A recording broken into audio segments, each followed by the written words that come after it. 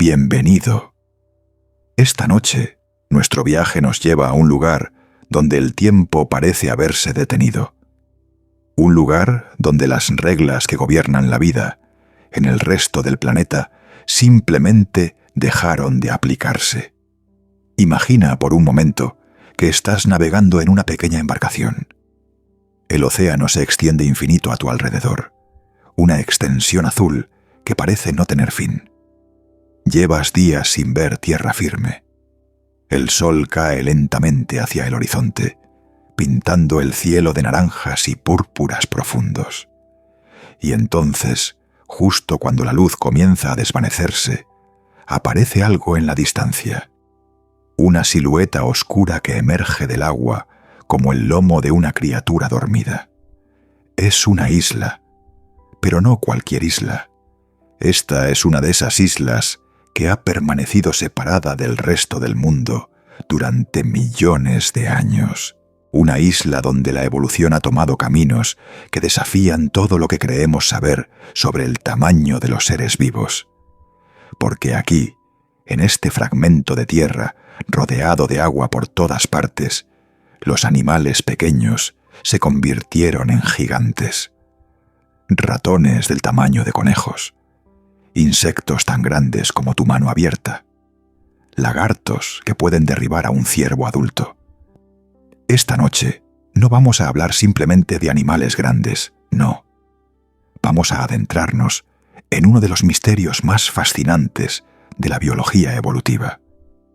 Vamos a descubrir por qué el aislamiento, esa condición que a primera vista parece una limitación, se convierte en el motor de transformaciones extraordinarias. Vamos a entender por qué las islas funcionan como laboratorios naturales donde la vida experimenta con formas y tamaños que serían imposibles en cualquier otro lugar del planeta. Y hay una pregunta que va a acompañarnos durante todo este viaje. Una pregunta que no tiene una respuesta sencilla y que tal vez, cuando terminemos, te deje pensando mucho después de que hayas cerrado los ojos. La pregunta es esta: si el aislamiento puede convertir a un ratón en un gigante, ¿qué otras transformaciones silenciosas están ocurriendo en este mismo momento, en islas que aún no hemos explorado, en lugares que nunca llegaremos a conocer? Pero antes de continuar, déjame preguntarte algo. ¿Desde dónde me escuchas esta noche? ¿Es de día donde estás? ¿O la noche ya ha caído sobre tu ciudad? ¿Estás en tu cama, quizás con las luces apagadas, preparándote para dejar que el sueño te encuentre? Si aún no lo has hecho, te invito a ponerte cómodo. Ajusta tu almohada. Encuentra esa posición en la que tu cuerpo puede relajarse por completo. Si hay luces encendidas que no necesitas, puedes apagarlas. Deja que la oscuridad te envuelva suavemente, como el mar envuelve a esas islas de las que vamos a hablar. Y si este tipo de contenido te resulta interesante, si disfrutas de estos viajes nocturnos por los rincones más fascinantes de nuestro mundo, considera suscribirte al canal, solo si realmente lo disfrutas. No hay prisa, estamos aquí para explorar juntos, y eso es lo único que importa. Ahora, déjame llevarte a un lugar muy específico. Cierra los ojos si quieres, o simplemente deja que tu mirada se relaje mientras las palabras te transportan. Estamos en el archipiélago de Indonesia. El año es 1910. Un grupo de exploradores holandeses ha escuchado rumores sobre algo extraordinario. Los pescadores locales hablan de dragones, criaturas enormes que habitan una isla remota llamada Komodo. Por supuesto, los científicos europeos descartan estas historias como exageraciones, como mitos alimentados por la superstición. Después de todo, los dragones no existen. Son criaturas de leyenda, no de ciencia. Pero entonces, uno de esos exploradores decide investigar. organiza una expedición a la isla de Komodo, un lugar tan remoto y de difícil acceso que prácticamente ningún occidental había puesto un pie allí. Y lo que encuentra cambia para siempre nuestra comprensión de lo que es posible en la naturaleza. Allí, entre la vegetación tropical y los acantilados rocosos, habitan lagartos de 3 metros de largo, criaturas que pueden pesar más de 70 kilogramos, depredadores que cazan ciervos, jabalíes e incluso búfalos de agua. El dragón de Komodo es real y es el lagarto más grande que existe sobre la faz de la Tierra. Ahora, aquí es donde la mayoría de nosotros cometeríamos un error. Pensaríamos que el dragón de Komodo es grande porque Indonesia es un lugar tropical, cálido, con abundante comida. Asumiríamos que el tamaño viene de la abundancia, que donde hay mucho alimento, los animales crecen más.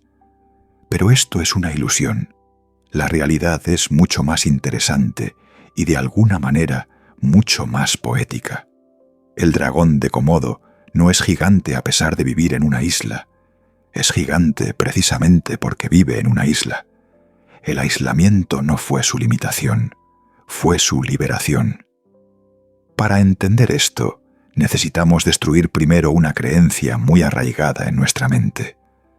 La creencia de que el tamaño de un animal está determinado principalmente por cuánto alimento tiene disponible. Creemos que los animales son grandes cuando comen mucho y pequeños cuando comen poco. Es lógico, ¿verdad? Parece de sentido común, pero la evolución no funciona con sentido común. La evolución funciona con presiones selectivas, y las presiones selectivas en una isla son radicalmente diferentes a las presiones selectivas en un continente. Piénsalo de esta manera. En un continente, un ratón tiene muchos enemigos. Hay serpientes que pueden tragárselo. Hay aves rapaces que lo detectan desde el cielo. Hay zorros, comadrejas, gatos salvajes. Prácticamente todo lo que es más grande que un ratón ve en él una comida potencial. En este contexto, ser pequeño es una ventaja enorme. Un ratón pequeño puede esconderse en grietas diminutas, puede pasar desapercibido, puede reproducirse rápidamente, tener muchas crías, compensar con números las bajas que sufre constantemente por la depredación. Pero imagina ahora a ese mismo ratón llegando a una isla. Quizás sus ancestros llegaron flotando en un tronco arrastrado por una tormenta. Quizás fueron transportados accidentalmente por las primeras migraciones humanas. No importa cómo llegaron. Lo que importa es lo que encontraron cuando llegaron. Una isla vacía, sin depredadores terrestres, sin serpientes venenosas, sin zorros, ni comadrejas, ni gatos salvajes. De repente, todas esas presiones que mantenían al ratón pequeño durante millones de años simplemente desaparecieron. Ya no había ventaja en ser diminuto. Ya no había necesidad de esconderse en grietas minúsculas. Ya no había razón para invertir toda la energía en reproducirse rápidamente. Y entonces, generación tras generación, los ratones comenzaron a cambiar. Los individuos ligeramente más grandes tenían ciertas ventajas. Podían almacenar más grasa para sobrevivir periodos de escasez. Podían defender mejor su territorio contra otros de su especie. Podían acceder a fuentes de alimento que antes estaban fuera de su alcance. Y así, lentamente, imperceptiblemente, los ratones fueron creciendo. Este fenómeno tiene un nombre. Los científicos lo llaman gigantismo insular, y es uno de los patrones más consistentes y fascinantes de la biología evolutiva. En Nueva Zelanda hay un insecto llamado hueta gigante. Los huetas son parientes de los grillos. pero mientras que un grillo común cabe fácilmente en la palma de tu mano, el hueta gigante puede pesar más de 70 gramos. Es más pesado que un gorrión. Es el insecto más pesado del mundo, y existe únicamente porque Nueva Zelanda estuvo aislada de cualquier masa continental durante 80 millones de años. 80 millones de años sin mamíferos terrestres que pudieran cazar insectos. 80 millones de años para que criaturas como el hueta exploraran los límites de lo que un insecto puede llegar a ser. Y esto es solo el comienzo, porque el patrón se repite una y otra vez, en islas de todo el mundo, con animales de todo tipo.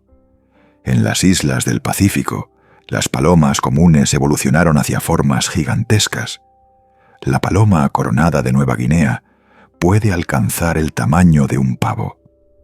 En Madagascar, los lémures, que en su origen eran criaturas pequeñas y arbóreas, dieron lugar a formas gigantes que rivalizaban con los gorilas en tamaño. En las Galápagos, las tortugas alcanzaron dimensiones legendarias, con caparazones que pueden superar el 1,5 metros de longitud y pesos que exceden los 400 kilogramos. Pero aquí es donde la historia se vuelve realmente interesante, porque el gigantismo insular tiene un gemelo, una imagen especular que funciona exactamente al revés. Y para entenderlo, necesitamos viajar a otro lugar. Un lugar donde los gigantes no crecieron, sino que se encogieron. Imagina el mar Mediterráneo hace 100.000 años. El nivel del mar era diferente entonces. Muchas islas que hoy están separadas estaban conectadas con el continente durante los períodos glaciales, cuando el agua de los océanos estaba atrapada en enormes casquetes de hielo. Durante esos períodos, los animales podían caminar desde Europa o África hacia lo que hoy son islas. Y uno de esos animales era el elefante. Sí, elefantes. Los ancestros de los elefantes modernos deambulaban por toda Europa y el norte de África. Y algunos de ellos, durante los períodos en que el nivel del mar bajaba, cruzaron hacia islas como Sicilia, Cerdeña, Creta, Chipre. Pero entonces el clima cambió. Los glaciares se derritieron. El nivel del mar subió. Y esos elefantes quedaron atrapados en islas que de repente eran mucho más pequeñas que los territorios continentales a los que estaban acostumbrados. ¿Qué crees que pasó? Si aplicamos la lógica del gigantismo insular, esperaríamos que los elefantes crecieran aún más. Después de todo, no tenían depredadores en esas islas. Podrían haber evolucionado hacia formas todavía más colosales. Pero no fue eso lo que ocurrió. En absoluto. Los elefantes se encogieron. Generación tras generación, los elefantes de las islas mediterráneas fueron haciéndose más pequeños. En Sicilia, evolucionaron hacia formas que apenas superaban el 1 metro de altura. En Creta, el elefante enano tenía el tamaño de un cerdo grande. En Chipre, los restos fósiles revelan elefantes que no habrían llegado a la cintura de un humano adulto. Esto parece contradecir todo lo que acabamos de decir sobre el gigantismo insular. ¿Cómo es posible que los ratones crezcan mientras los elefantes se encogen?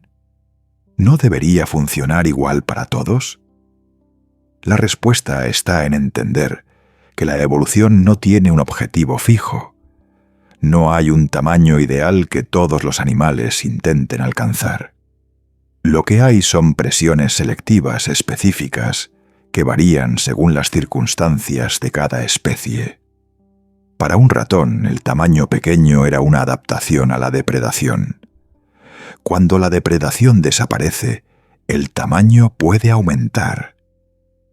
Pero para un elefante, el tamaño grande era una adaptación a los espacios abiertos de los continentes, donde necesitaban cubrir enormes distancias para encontrar suficiente alimento. Un elefante africano puede caminar 40 kilómetros en un día buscando comida y agua. Pero en una isla, esas distancias no existen. En una isla, caminar 40 kilómetros probablemente te llevaría a dar varias vueltas completas al territorio disponible. Y aquí es donde el tamaño gigante se convierte en una desventaja. Un cuerpo enorme necesita enormes cantidades de alimento. Un elefante africano consume más de 200 kilogramos de vegetación al día. En una isla pequeña, simplemente no hay suficiente vegetación para mantener a un animal de ese tamaño. Así que los elefantes que nacían ligeramente más pequeños tenían ventaja. Necesitaban menos comida. Podían sobrevivir en territorios más reducidos. Podían reproducirse con más éxito porque no estaban constantemente al borde de la inanición. Y generación tras generación, los elefantes fueron encogiendo hasta alcanzar tamaños que habrían resultado absurdos en el continente. Este fenómeno también tiene un nombre. Se llama enanismo insular, y junto con el gigantismo insular, forma parte de lo que los biólogos llaman la regla de la isla, o regla de Foster, en honor al ecólogo Bristol Foster, quien describió formalmente este patrón en 1964. La regla es elegante en su simplicidad. En islas, los animales pequeños tienden a hacerse grandes, y los animales grandes tienden a hacerse pequeños. El aislamiento empuja a todas las especies hacia un rango de tamaño intermedio, como si la isla tuviera una especie de centro de gravedad evolutivo que atrae a todos hacia un punto medio. Pero como ocurre con tantas cosas en la ciencia, la simplicidad de la regla oculta una complejidad fascinante. Porque no es solo cuestión de tamaño. Las islas transforman a los animales de maneras mucho más profundas. Tomemos el caso del dragón de Komodo, con el que comenzamos esta historia. Durante mucho tiempo, los científicos asumieron que el dragón de Komodo había evolucionado su tamaño gigante en la isla de Komodo, como un ejemplo perfecto de gigantismo insular. Pero investigaciones recientes han revelado algo sorprendente. El dragón de Komodo no evolucionó en Komodo. Sus ancestros ya eran gigantes antes de llegar a la isla. Provienen de Australia, donde hace millones de años existían lagartos enormes, llamados megalanias, depredadores que podían alcanzar los 7 metros de longitud. El dragón de Komodo es, en cierto sentido, un superviviente de una era de gigantes australianos. Pero aquí está lo interesante. Cuando los ancestros del dragón de Komodo llegaron a las islas de Indonesia, no siguieron el patrón esperado de enanismo insular. No se encogieron, a pesar de ser animales grandes en islas relativamente pequeñas. ¿Por qué? La respuesta tiene que ver con su papel ecológico. En esas islas, los dragones de Komodo ocuparon el nicho de depredador supremo.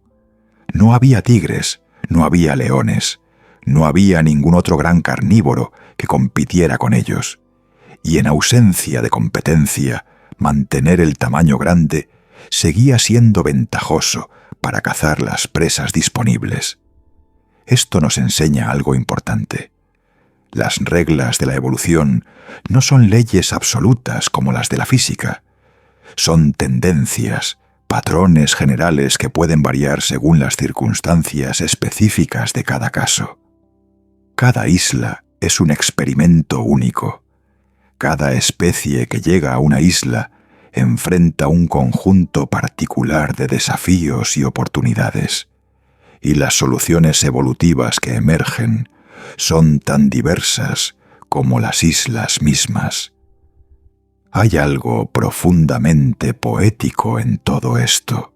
Las islas, esos fragmentos de tierra rodeados de agua, funcionan como mundos en miniatura, donde la vida puede explorar posibilidades que nunca existirían en otra parte. Son lugares donde las reglas normales quedan suspendidas, donde lo imposible se vuelve posible, donde un ratón puede soñar con ser grande y un elefante puede encontrar libertad en la pequeñez. Y mientras piensas en esto, mientras dejas que tu mente se relaje y tu cuerpo se hunda suavemente en la comodidad de tu cama, quiero que recuerdes que tú también vives en una isla. Nuestro planeta entero es una isla en el cosmos, un fragmento de roca y agua suspendido en un océano infinito de vacío y estrellas.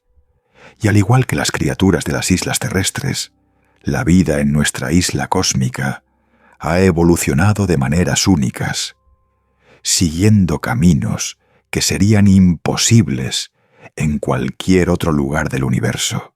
Pero esto es solo el comienzo de nuestra historia, porque hay islas que guardan secretos aún más extraordinarios, islas donde el gigantismo no solo afectó a los animales, sino que transformó ecosistemas enteros.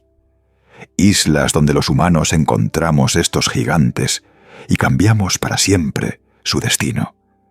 Respira profundamente. Deja que el aire llene tus pulmones y luego suéltalo lentamente. Estamos a punto de adentrarnos más profundo en este misterio, a punto de descubrir lugares donde la realidad supera cualquier fantasía que pudiéramos imaginar. Vamos a viajar ahora a un lugar que durante mucho tiempo existió solo en la imaginación de los europeos, un lugar tan remoto, tan aislado del resto del mundo, que desarrolló formas de vida que parecían salidas de un sueño. Ese lugar es Madagascar.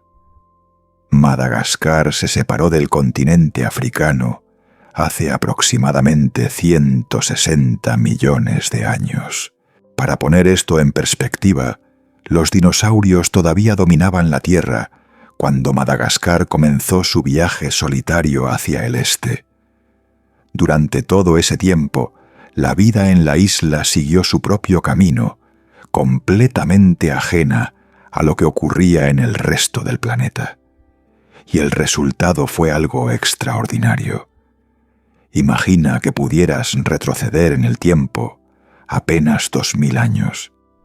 Imagina que pudieras caminar por los bosques de Madagascar antes de que los primeros humanos llegaran a sus costas. Lo que encontrarías te dejaría sin aliento. En las ramas de los árboles, lémures del tamaño de gorilas se mueven lentamente entre el follaje. Son los Archaeoindris, los lémures más grandes que jamás han existido, criaturas que podían pesar más de 200 kilogramos. Sus enormes ojos, adaptados a la vida nocturna de sus ancestros más pequeños, ahora parecen casi cómicos en una cara del tamaño de la de un oso. En el suelo del bosque, otros lémures gigantes caminan sobre 4 patas. Son los megaladapis, animales que se parecían vagamente a un koala pero del tamaño de un orangután. Sus cráneos alargados y sus mandíbulas poderosas estaban adaptados para arrancar hojas y corteza de los árboles. Y en los claros del bosque, aves enormes picotean el suelo en busca de semillas y frutos caídos. Son las aves elefante, los pájaros más pesados que jamás han caminado sobre la tierra. Podían alcanzar los 3 metros de altura y pesar más de media tonelada. Sus huevos eran tan grandes que un solo huevo podía contener el equivalente a 150 huevos de gallina. Madagascar era un mundo de gigantes, un mundo que funcionaba según sus propias reglas, donde el aislamiento había permitido que la vida experimentara con tamaños y formas imposibles en cualquier otro lugar.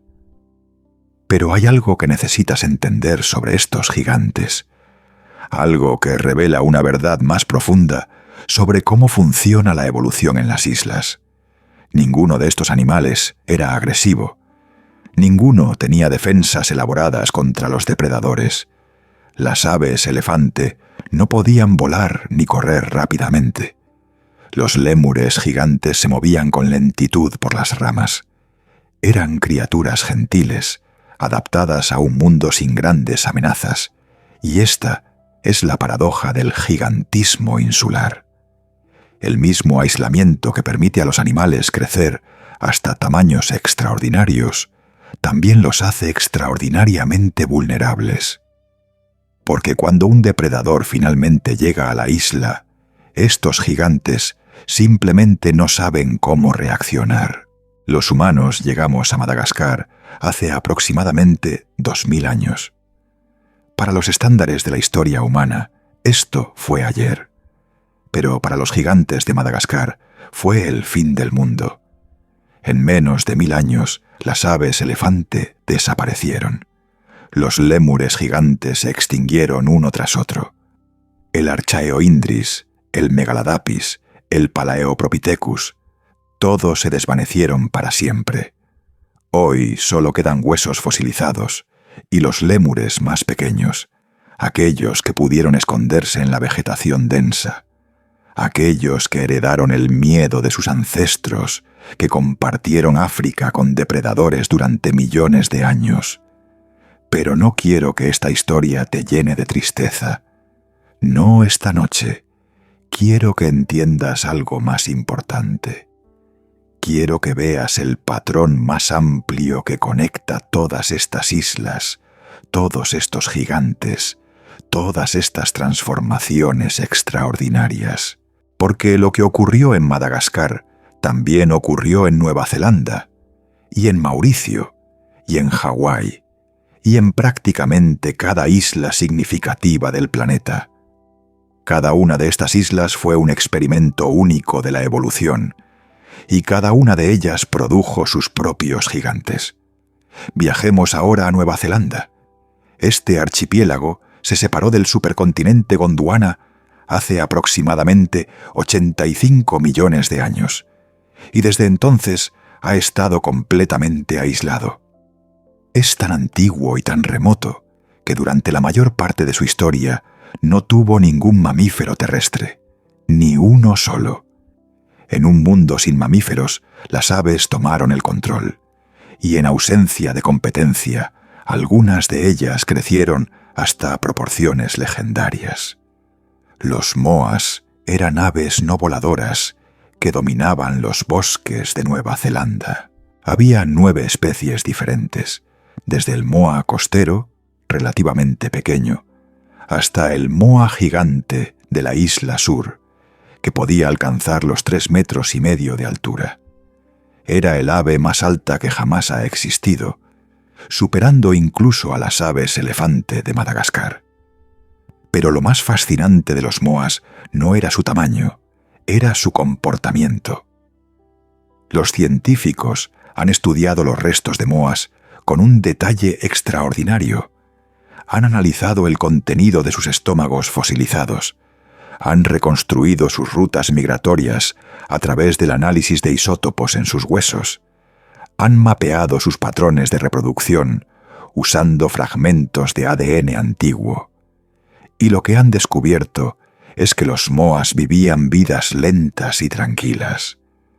Se reproducían lentamente, quizás poniendo solo un huevo o 2 cada año. Cuidaban a sus crías durante largos períodos. Pasaban sus días caminando pausadamente por el bosque, alimentándose de hojas, frutos y ramitas. Eran gigantes gentiles en un mundo sin miedo. Y aquí es donde entra en la historia una criatura aún más extraordinaria. Porque Nueva Zelanda no estaba completamente libre de depredadores. Había uno, solo uno, y era un ave. El águila de Haast era el águila más grande que jamás ha existido. Sus alas podían extenderse más de 3 metros de punta a punta. Sus garras eran del tamaño de las de un tigre. Pesaba hasta 15 kilogramos, casi el doble que las águilas más grandes que existen hoy en día. Y cazaba moas. Piensa en esto por un momento. un águila lo suficientemente grande y poderosa como para derribar aves de 200 kilogramos. Es algo que parece sacado de la mitología, pero era real. Existió hasta hace apenas 600 años. El águila de Haast es otro ejemplo perfecto de gigantismo insular. Sus ancestros probablemente llegaron a Nueva Zelanda volando desde Australia.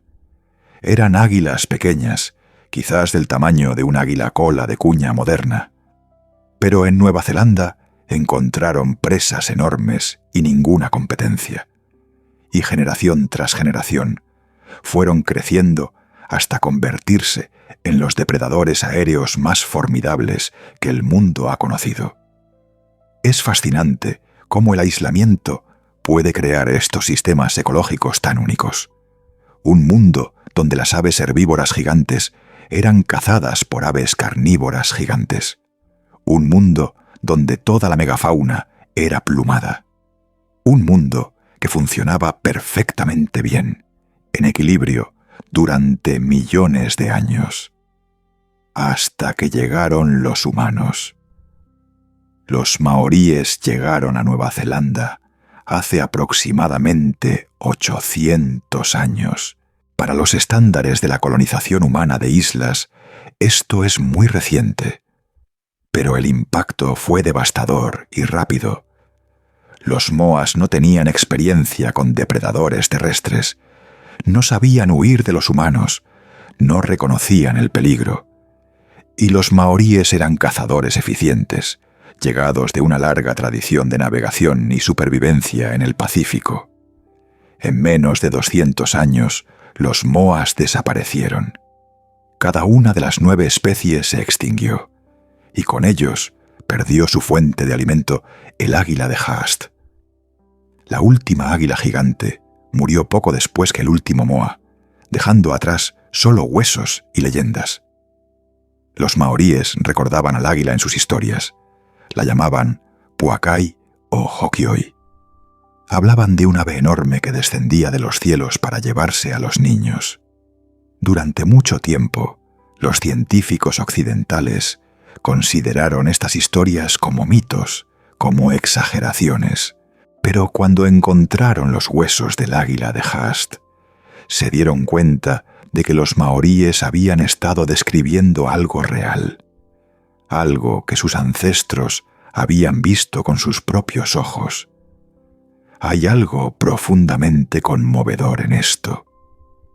En la idea de que los mitos y leyendas de los pueblos indígenas pueden contener memorias de criaturas reales que ya no existen, que las historias que se transmiten de generación en generación son a veces registros de un mundo que hemos perdido. Pero sigamos viajando, porque hay una isla más que necesitamos visitar.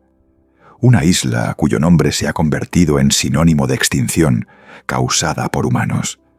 Una isla cuyo habitante más famoso es también el símbolo más reconocible de todo lo que hemos perdido. Estamos hablando de Mauricio, y estamos hablando del dodo. El dodo era una paloma. Esto puede sorprenderte, pero es verdad. Su pariente vivo más cercano es la paloma de Nicobar, un ave relativamente pequeña del sudeste asiático. Pero el dodo había dejado de parecerse a cualquier paloma conocida.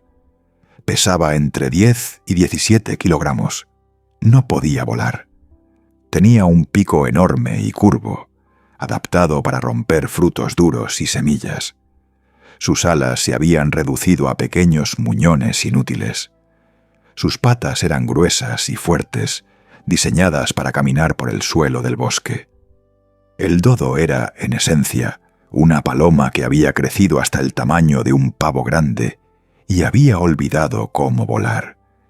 Y había hecho esto porque en Mauricio, una isla volcánica en medio del Océano Índico, no había ninguna razón para volar. No había depredadores terrestres, no había amenazas de las que escapar. Volar consume muchísima energía, y si no necesitas volar, es más eficiente invertir esa energía en otras cosas. ¿Cómo crecer? Los marineros portugueses y holandeses que llegaron a Mauricio en el siglo XVI encontraron un ave extraordinaria que no les tenía miedo. El dodo se acercaba a los humanos con curiosidad, sin entender que estaba caminando hacia su propia destrucción. Los marineros lo llamaron doudo, que en portugués antiguo significaba tonto o loco. Les parecía estúpido que un ave no huyera de ellos. No entendían que el dodo simplemente no había tenido nunca una razón para huir de nada. En menos de 80 años desde el primer avistamiento documentado, el dodo se había extinguido. Los marineros lo cazaron por comida. Los animales que trajeron consigo, cerdos, ratas, monos, destruyeron sus nidos y comieron sus huevos. Para 1681, el último dodo había muerto. Lo más trágico es que durante mucho tiempo ni siquiera estuvimos seguros de cómo era el dodo. Los únicos especímenes completos que llegaron a Europa se pudrieron o fueron descartados. Lo que sabemos del dodo proviene de unos pocos huesos, algunas ilustraciones de calidad variable hechas por marineros y descripciones escritas que a menudo se contradicen entre sí. Es como si hubiéramos borrado al dodo no solo de la existencia, sino también de la memoria, como si quisiéramos olvidar lo que hicimos. Pero el dodo no está completamente olvidado. Su imagen aparece en escudos de armas, en libros infantiles, en la cultura popular. Se ha convertido en un símbolo, un recordatorio de que nuestras acciones tienen consecuencias, de que cuando destruimos algo, a veces es para siempre. Y aquí quiero hacer una pausa. Quiero que respires profundamente otra vez, que sientas cómo tu cuerpo se relaja en la cama, cómo tus músculos van soltando la tensión del día, porque aunque estas historias son tristes, también son hermosas. Nos hablan de un mundo más rico del que conocemos hoy. Nos recuerdan que la vida es capaz de maravillas que apenas podemos imaginar, y nos invitan a proteger lo que aún queda. Porque todavía hay gigantes en las islas del mundo. No tantos como antes, pero los hay, y cada uno de ellos es un tesoro, una ventana a ese proceso misterioso por el cual el aislamiento transforma a los seres vivos. Hablemos ahora de las tortugas gigantes, porque si hay un grupo de animales que representa el gigantismo insular mejor que ningún otro, son las tortugas. Las tortugas gigantes de las Galápagos son quizás las más famosas. Charles Darwin las estudió durante su viaje en el Beagle en 1835 y quedó fascinado por cómo las tortugas de diferentes islas tenían caparazones de formas ligeramente distintas. Estas tortugas pueden vivir más de 150 años. Pueden pesar más de 400 kilogramos.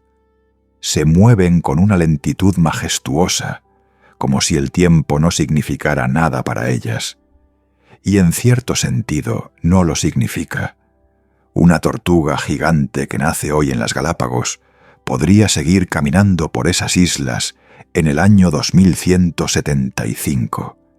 Pero las tortugas de las Galápagos no son las únicas. En el Océano Índico, en el atolón de Aldabra, vive otra población de tortugas gigantes. Son ligeramente diferentes de las de Galápagos, porque evolucionaron independientemente durante millones de años. Pero el patrón es el mismo. Islas aisladas producen tortugas enormes. Y aquí está lo fascinante. Las tortugas gigantes no son descendientes de tortugas pequeñas que crecieron en las islas. Son lo contrario. Son supervivientes de una era en que las tortugas gigantes vivían en todos los continentes. Hace millones de años, tortugas enormes caminaban por América del Norte, por Europa, por Asia. Pero en los continentes, las tortugas gigantes tenían que competir con mamíferos herbívoros y enfrentarse a mamíferos depredadores. Poco a poco, fueron desapareciendo de las masas continentales, sobreviviendo solo en islas donde esas presiones no existían. Las tortugas gigantes de hoy no son productos del gigantismo insular en el sentido clásico. Son reliquias, supervivientes de un mundo perdido que encontraron refugio en las islas cuando el mundo continental se volvió demasiado peligroso para ellas. Esto añade otra capa a nuestra comprensión de las islas. No solo son lugares donde los animales pequeños pueden crecer, también son refugios donde los gigantes antiguos pueden sobrevivir cuando ya no pueden hacerlo en ningún otro lugar.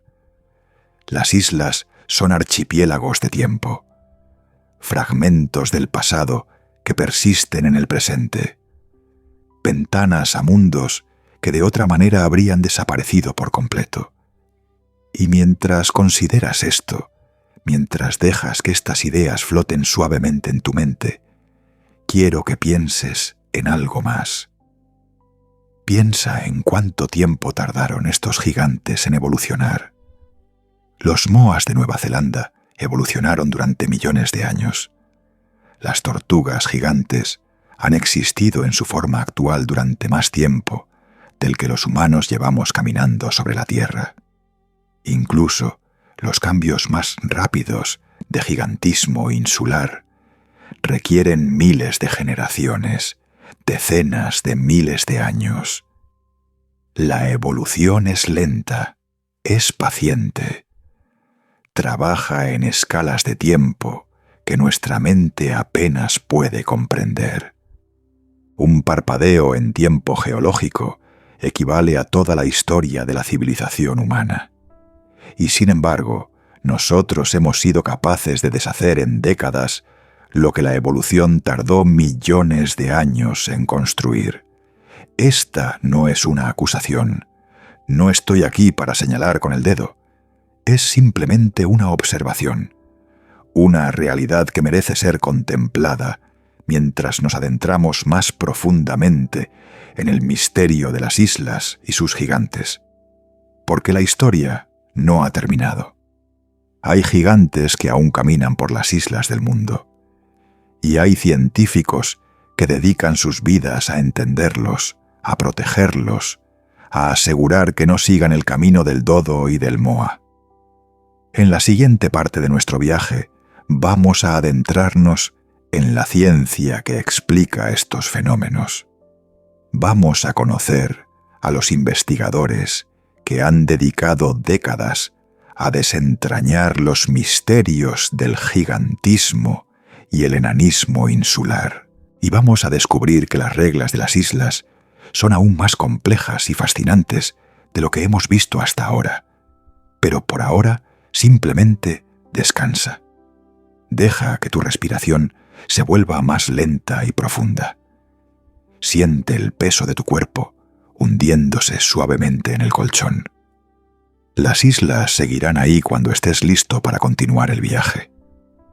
Hay un nombre que aparece una y otra vez cuando los científicos hablan de gigantes insulares. Un nombre que quizás nunca has escuchado, pero que cambió fundamentalmente nuestra comprensión de cómo el aislamiento transforma a los seres vivos. Ese nombre es J. Bristol Foster. Foster era un ecólogo canadiense que en 1964 publicó un artículo que transformaría la biología evolutiva.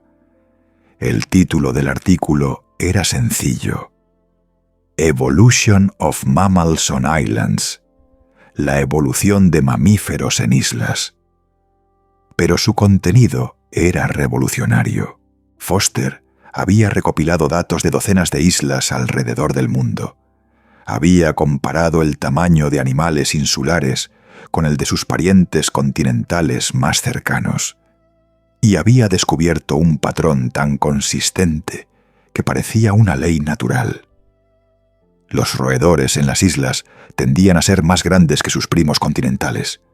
Los carnívoros tendían a ser más pequeños. Los ciervos se encogían. Los insectívoros crecían. Era como si cada grupo de animales siguiera una regla diferente, pero todas las reglas apuntaban hacia el mismo resultado, una convergencia hacia tamaños intermedios. Foster llamó a esto la regla de la isla, y aunque otros científicos la han refinado y matizado desde entonces, el patrón fundamental que identificó sigue siendo válido más de 60 años después. Pero Foster no pudo explicar por qué ocurría esto. Describió el patrón, pero el mecanismo subyacente seguía siendo un misterio. Sería necesario el trabajo de generaciones de investigadores para comenzar a entender las fuerzas que transforman a los animales cuando quedan atrapados en fragmentos de tierra rodeados de mar. Uno de esos investigadores es Mark Lomolino, un biogeógrafo de la Universidad de Syracuse, que ha dedicado décadas a estudiar el gigantismo y enanismo insular. Lomolino ha propuesto que la clave para entender estos fenómenos no está solo en la presencia o ausencia de depredadores. Está en algo más fundamental: la disponibilidad de recursos y la competencia por ellos. Imagina una isla pequeña con recursos limitados. Hay solo cierta cantidad de alimento disponible, cierto número de refugios, cierto espacio para territorios. En este contexto, ¿qué tamaño corporal es más ventajoso? Para un animal que viene de ser muy pequeño, crecer un poco puede abrir nuevas oportunidades. Un ratón ligeramente más grande puede acceder a semillas más duras que sus competidores más pequeños no pueden romper. Puede defender mejor un territorio. Puede sobrevivir períodos de escasez gracias a sus mayores reservas de grasa. Pero para un animal que viene de ser muy grande, el cálculo es diferente. Un cuerpo enorme necesita enormes cantidades de alimento. En una isla con recursos limitados, mantener ese cuerpo gigantesco se vuelve cada vez más difícil. Los individuos ligeramente más pequeños pueden sobrevivir con menos. Pueden reproducirse más fácilmente porque no están constantemente al borde de la inanición. Lomolino ha llamado a esto la óptima isla. Es el tamaño corporal ideal para una especie en un ambiente insular particular, y ese óptimo depende de múltiples factores: el tamaño de la isla, los recursos disponibles, la presencia o ausencia de competidores, el tipo de alimento que consume la especie. Pero hay algo más, algo que los científicos han descubierto solo recientemente y que añade una capa fascinante a esta historia. El tamaño de un animal no es solo cuestión de cuánto come o cuántos depredadores enfrenta. También es cuestión de genética. Y la genética de las poblaciones insulares es muy diferente a la de las poblaciones continentales. Cuando un pequeño grupo de animales coloniza una isla, llevan consigo solo una fracción de la diversidad genética de su especie. Es como si tomaras un puñado de arena de una playa enorme y lo usaras para crear una playa completamente nueva. Los colores y texturas de ese puñado de arena determinarán el aspecto de toda la nueva playa. Este fenómeno se llama efecto fundador y tiene consecuencias profundas para la evolución. En una población continental grande hay millones de individuos, miles de variantes genéticas diferentes. Si aparece una mutación que hace a un individuo ligeramente más grande o más pequeño, esa mutación se diluye en el océano genético de la población general. Es difícil que se propague ampliamente, pero en una isla la población es pequeña. quizás cientos de individuos, quizás solo decenas. En este contexto, una mutación ventajosa puede propagarse rápidamente a través de toda la población. En unas pocas generaciones puede volverse universal. Esto significa que la evolución en las islas puede ser mucho más rápida que en los continentes. Cambios que tomarían millones de años en una población continental pueden ocurrir en miles de años en una isla. Y hay evidencia de esto en el registro fósil. En las islas del Canal de California, frente a la costa de lo que hoy es Los Ángeles, vivieron mamuts. Sí, mamuts.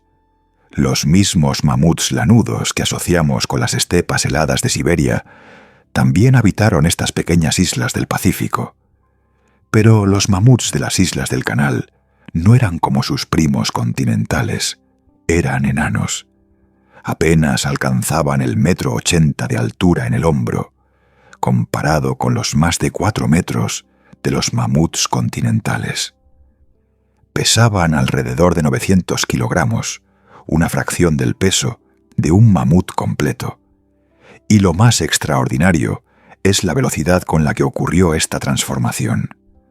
Los científicos han datado los fósiles de mamuts en estas islas, comparando los más antiguos con los más recientes.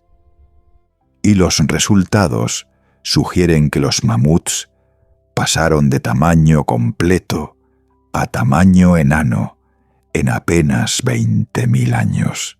En términos evolutivos, esto es extraordinariamente rápido. 20.000 años. Suena como mucho tiempo desde nuestra perspectiva humana. Pero considera esto. Los humanos modernos llevamos caminando sobre la Tierra aproximadamente 300.000 años. La civilización tiene apenas unos 10.000 años. 20.000 años es suficiente tiempo para que una especie se transforme completamente, pero no es ni una fracción del tiempo que la vida lleva existiendo en este planeta. Las islas son aceleradores evolutivos, lugares donde el cambio ocurre a velocidades que serían imposibles en cualquier otro contexto. Pero hay otro factor que los científicos han identificado recientemente. Un factor que complica aún más nuestra comprensión del gigantismo insular. Y tiene que ver con algo que podríamos llamar la liberación ecológica. En un continente, cada especie ocupa un nicho específico. Los ratones comen semillas pequeñas. Las ardillas comen nueces. Los ciervos comen hojas y brotes. Cada especie está especializada en un recurso particular, porque hay mucha competencia por cada recurso disponible. Pero cuando una especie llega a una isla, a menudo encuentra que muchos de esos nichos están vacíos. No hay ardillas compitiendo por las nueces. No hay ciervos compitiendo por las hojas.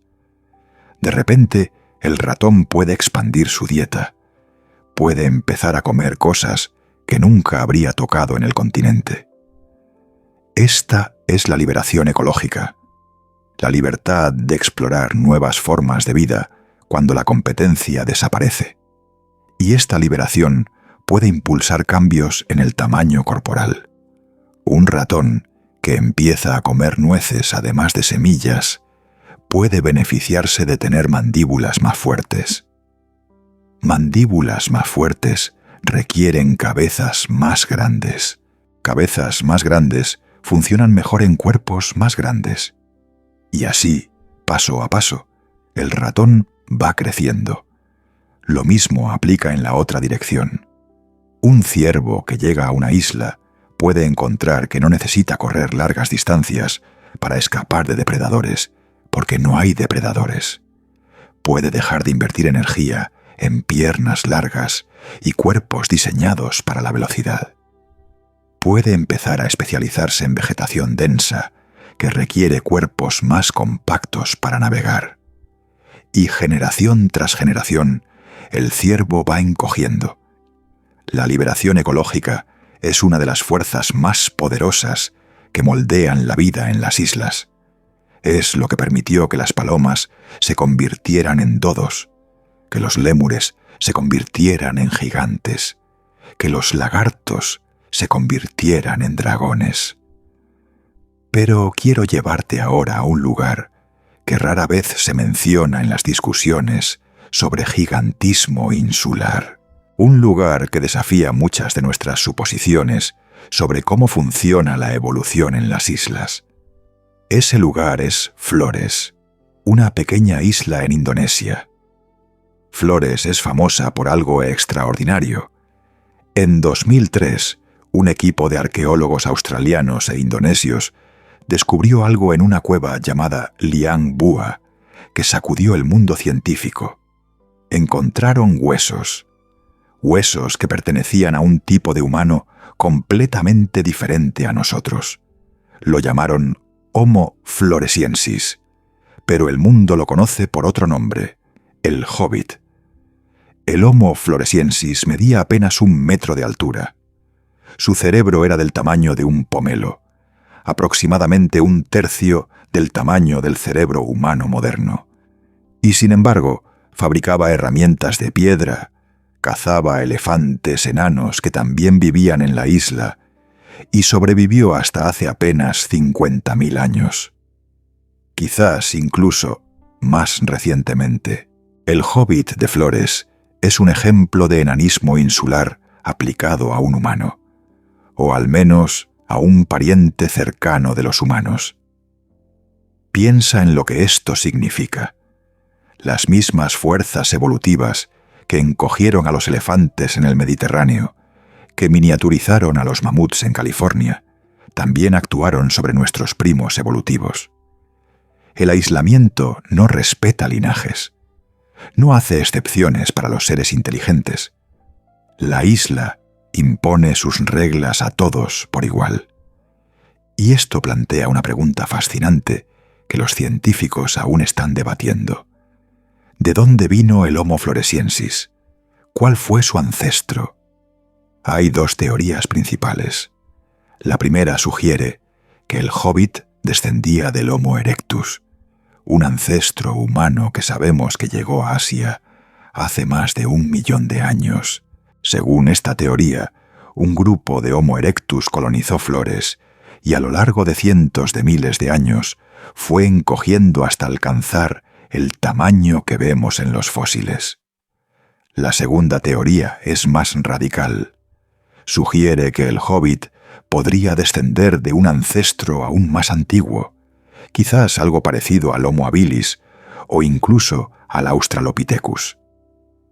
Estos homínidos eran pequeños de origen y, según esta teoría, migraron desde África hacia Asia mucho antes de lo que creíamos posible, manteniendo su tamaño pequeño en Flores, mientras en otros lugares evolucionaban hacia formas más grandes.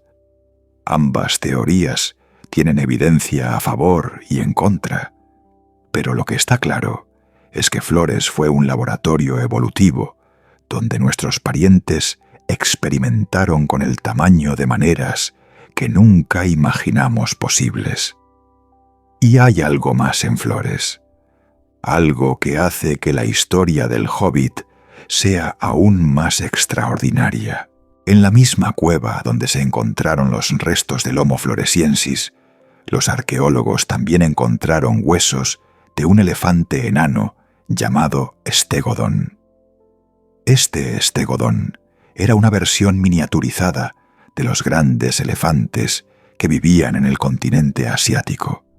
Había evolucionado en Flores, encogiendo hasta alcanzar el tamaño de un búfalo de agua pequeño. Y también encontraron huesos de un lagarto gigante, un pariente del dragón de Komodo que vivía en Flores al mismo tiempo que el Hobbit y el Stegodon enano. Así que tenemos esta imagen extraordinaria, una isla donde los humanos se encogieron, los elefantes se encogieron, pero los lagartos crecieron. La regla de la isla funcionando exactamente como predice la teoría, con los animales pequeños haciéndose grandes y los animales grandes haciéndose pequeños. Y en medio de todo esto, el Homo floresiensis, fabricando herramientas, cazando, sobreviviendo. Un humano diminuto en un mundo de proporciones alteradas. Los mitos de muchas culturas hablan de razas de humanos pequeños, duendes, hobbits, gente pequeña que vive en bosques y cuevas. Durante mucho tiempo, los científicos descartaron estas historias como fantasías. Pero el descubrimiento del Homo floresiensis nos hace preguntarnos: ¿cuántos de estos mitos podrían estar basados en encuentros reales con especies humanas que ya no existen? Los habitantes de Flores tienen leyendas sobre una criatura llamada Ebu Gogo.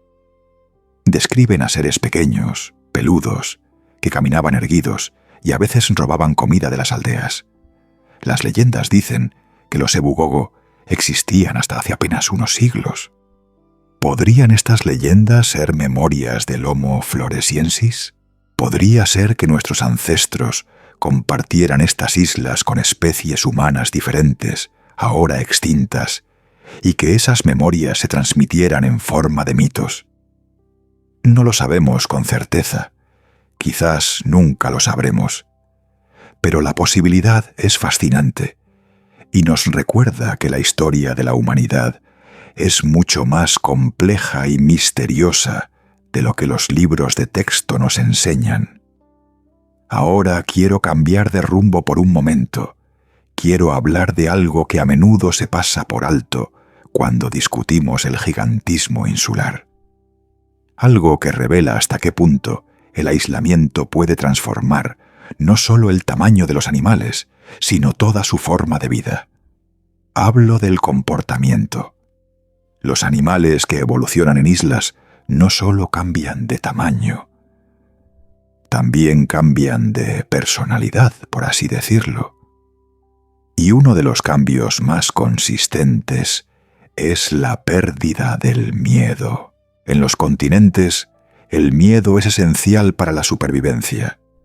Un animal que no teme a los depredadores no vive lo suficiente para reproducirse. El miedo está codificado en los genes, transmitido de generación en generación, a través de millones de años de selección natural. Pero en una isla sin depredadores, el miedo deja de ser útil. De hecho, puede ser una desventaja. Un animal que pasa todo su tiempo escondiéndose y huyendo de amenazas inexistentes desperdicia energía que podría usar para alimentarse o reproducirse. Así que, generación tras generación, el miedo se va perdiendo. Los animales insulares se vuelven mansos, curiosos, confiados. Esto explica por qué tantos animales insulares fueron tan fáciles de cazar cuando llegaron los humanos. El dodo caminaba hacia los marineros en lugar de huir de ellos. Los moas no reconocían a los humanos como amenazas. Las focas monje del Caribe permitían que los cazadores se acercaran y las golpearan en la cabeza. No era estupidez, era evolución. Estos animales habían evolucionado durante millones de años en mundos sin peligro. El concepto mismo de depredador terrestre no existía en su experiencia evolutiva. Cuando los humanos aparecieron, simplemente no tenían el software mental para responder apropiadamente. Los científicos llaman a esto mansedumbre insular o ingenuidad ecológica. Y es una de las razones principales por las que tantas especies insulares se han extinguido después del contacto humano. Pero la mansedumbre no es el único cambio comportamental que ocurre en las islas. También hay cambios en cómo los animales buscan pareja, cómo cuidan a sus crías, cómo defienden sus territorios. En muchas especies insulares, la reproducción se vuelve más lenta. Tienen menos crías, pero invierten más tiempo y energía en cada una. Esto tiene sentido en un ambiente donde no hay depredadores que diezmen las poblaciones. No necesitas producir muchas crías, esperando que solo algunas sobrevivan. Puedes enfocarte en unas pocas y asegurarte de que cada una tenga la mejor oportunidad posible. Este cambio hacia la reproducción lenta es otra de las razones por las que las especies insulares son tan vulnerables a la extinción. Cuando sus poblaciones se reducen, no pueden recuperarse rápidamente. No están diseñadas para eso. Están diseñadas para un mundo estable, sin grandes fluctuaciones, donde cada individuo importa y cada cría es preciosa. Es irónico, en cierto sentido. Las mismas adaptaciones que permitieron a estos animales prosperar en sus islas durante millones de años son las que los condenan cuando el mundo exterior llega a sus costas. Respira profundamente ahora. Siente cómo el aire entra y sale de tus pulmones en un ritmo suave y constante. Deja que la tensión se vaya de tus hombros, de tu cuello, de tu mandíbula. Hemos viajado muy lejos esta noche, desde las islas de Indonesia hasta las costas de Nueva Zelanda, desde Madagascar hasta el Mediterráneo. Hemos conocido dragones y hobbits, elefantes enanos y aves gigantes. Hemos visto cómo el aislamiento puede transformar a los seres vivos de maneras que desafían nuestra imaginación. Pero aún queda más por explorar, porque la historia del gigantismo insular no es solo una historia del pasado, es una historia que continúa hoy en islas de todo el mundo, donde los científicos están descubriendo cosas que nadie esperaba encontrar.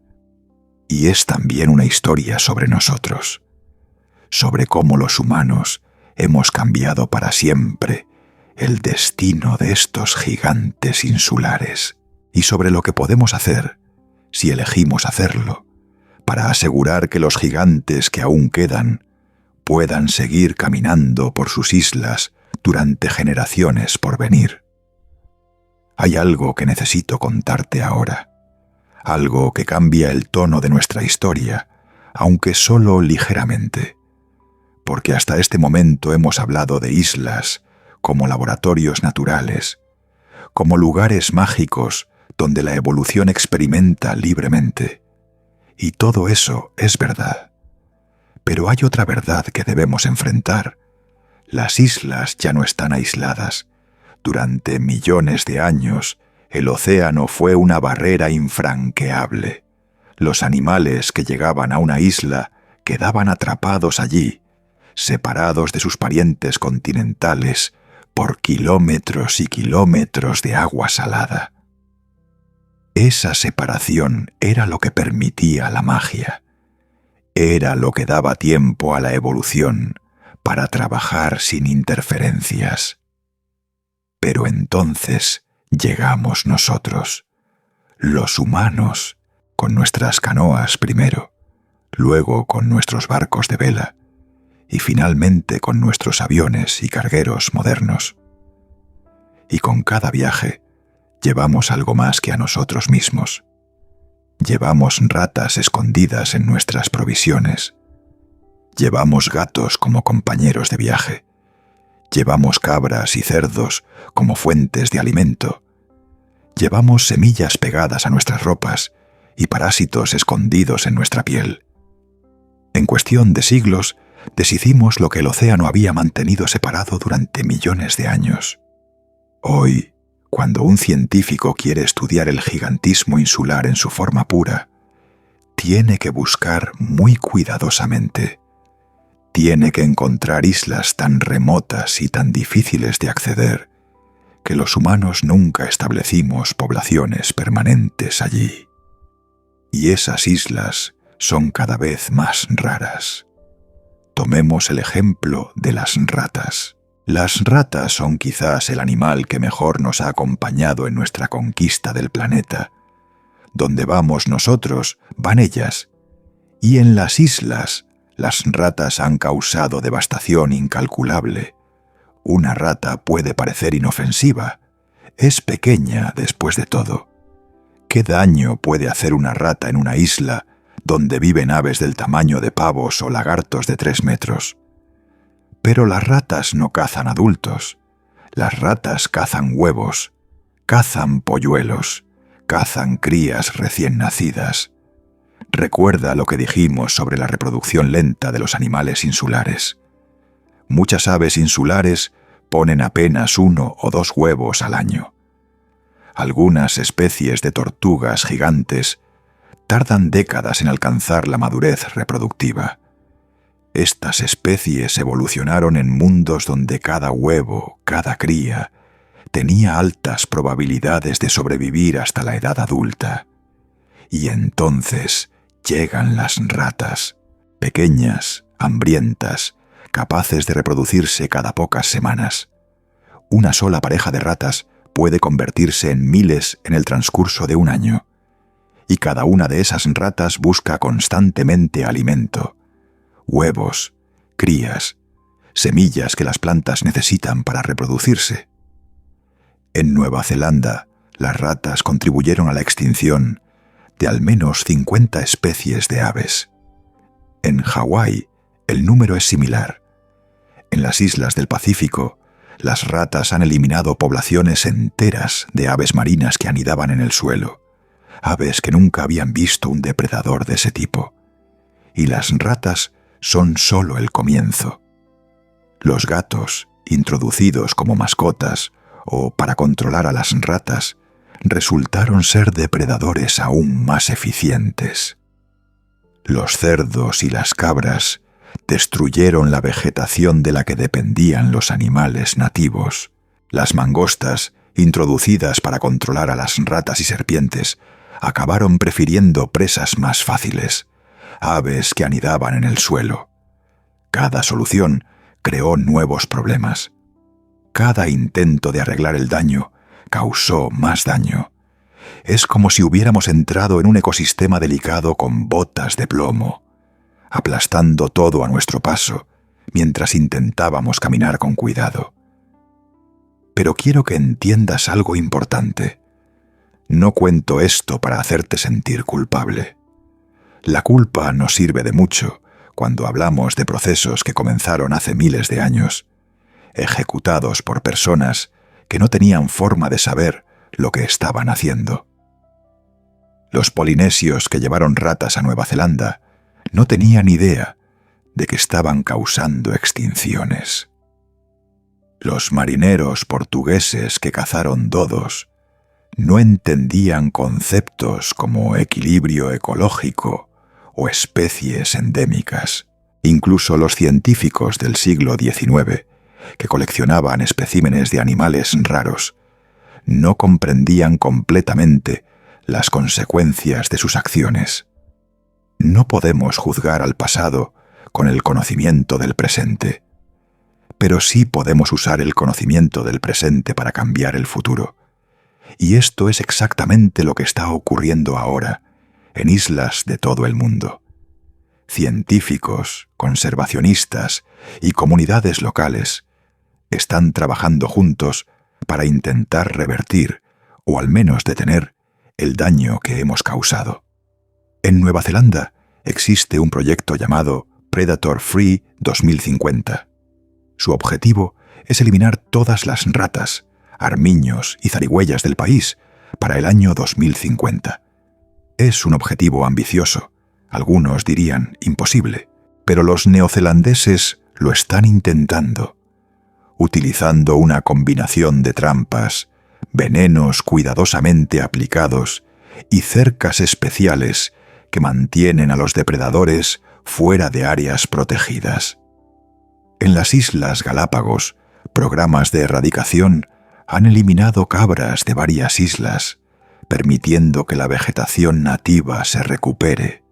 Las tortugas gigantes que estuvieron al borde de la extinción ahora están aumentando en número gracias a programas de cría en cautiverio y protección de sus zonas de anidación. En la isla de Mauricio, donde el dodo desapareció hace más de 300 años, los conservacionistas están trabajando para salvar a las especies que aún sobreviven.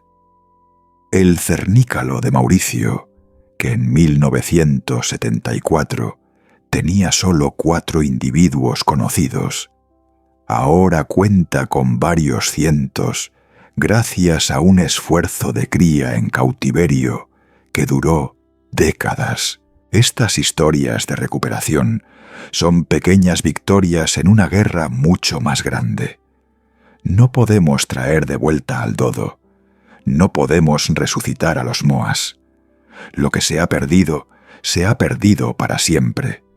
Pero podemos proteger lo que queda. Podemos darle a los gigantes supervivientes una oportunidad de seguir existiendo. Y hay algo más que debemos considerar. Algo que conecta el gigantismo insular con preguntas mucho más amplias sobre la vida, el universo y nuestro lugar en él. Las islas de la Tierra no son las únicas islas que existen.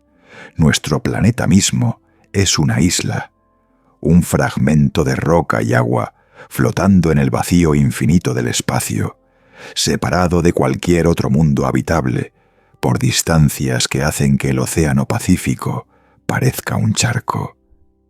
Y al igual que los animales en las islas oceánicas, la vida en la Tierra ha evolucionado en aislamiento. Durante 4.000 millones de años, la vida en nuestro planeta ha seguido su propio camino, sin contacto con ninguna otra biosfera, si es que existe alguna. Los científicos que buscan vida en otros planetas a menudo se preguntan qué formas podría tomar. ¿Sería parecida a la vida terrestre? ¿Tendría ADN? ¿Utilizaría las mismas moléculas básicas que nosotros usamos? El estudio del gigantismo insular sugiere una respuesta fascinante. Sugiere que cuando la vida queda aislada, evoluciona de maneras únicas e impredecibles. Las reglas generales existen, sí. Los patrones se repiten. Pero los detalles específicos dependen de las circunstancias particulares de cada lugar. Si hay vida en las lunas heladas de Júpiter o en planetas que orbitan estrellas lejanas, esa vida probablemente sería tan diferente de nosotros como los dragones de Komodo son diferentes de los lagartos continentales de los que descienden. El aislamiento crea divergencia. La separación engendra novedad. Y esto nos lleva a otra pregunta aún más profunda. Una pregunta que los filósofos han debatido durante siglos, pero que la biología de las islas ilumina de maneras nuevas. ¿Qué significa ser normal? Cuando llamamos a los dragones de Komodo gigantes, ¿comparados con qué? Cuando decimos que los elefantes de Sicilia eran enanos, ¿qué estamos usando como referencia? La respuesta, por supuesto, es que estamos comparando con los animales continentales. Estamos asumiendo que el tamaño continental es el tamaño normal y que los tamaños insulares son desviaciones de esa norma.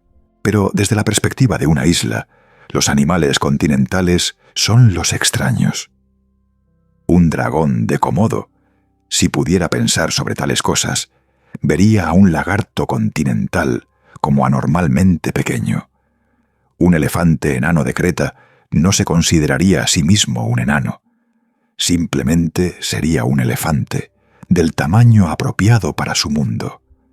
La normalidad es una ilusión. Es un artefacto de nuestra perspectiva limitada. Lo que consideramos normal es simplemente lo que estamos acostumbrados a ver, lo que domina nuestro campo de visión. Las islas nos enseñan que hay muchas formas de ser, que el tamaño, la forma, el comportamiento, todos estos aspectos de la vida son flexibles, moldeables, capaces de cambiar en respuesta a las circunstancias. No hay un plan maestro. No hay una forma correcta de ser un animal. Hay solo adaptación, supervivencia, la interminable danza de la vida con su ambiente. Y mientras contemplas esto, mientras dejas que estas ideas flotan suavemente en tu mente, como hojas en la superficie de un estanque tranquilo, quiero llevarte a un último lugar. Un lugar donde el pasado, el presente y el futuro se encuentran. Estamos en el año 2018. Un equipo de científicos está explorando una cueva en la isla de Luzón, en Filipinas.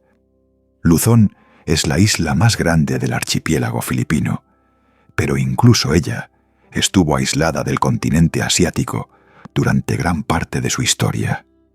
Los científicos están buscando huesos, restos de animales antiguos que puedan contar la historia de cómo la vida evolucionó en esta isla, y encuentran algo extraordinario. Encuentran huesos de otra especie humana desconocida. Lo llaman Homo luzonensis. Y como su primo el Homo floresiensis, era pequeño. Muy pequeño. Sus dientes tienen una mezcla extraña de características, algunas que parecen modernas, otras que recuerdan a ancestros humanos de millones de años de antigüedad. En cuestión de 2 décadas, hemos descubierto no una, sino 2 especies humanas que evolucionaron el enanismo en islas del sudeste asiático. 2 experimentos separados de la evolución, 2 linajes que siguieron caminos paralelos hacia la miniaturización. Y esto nos hace preguntarnos, ¿cuántos más hubo?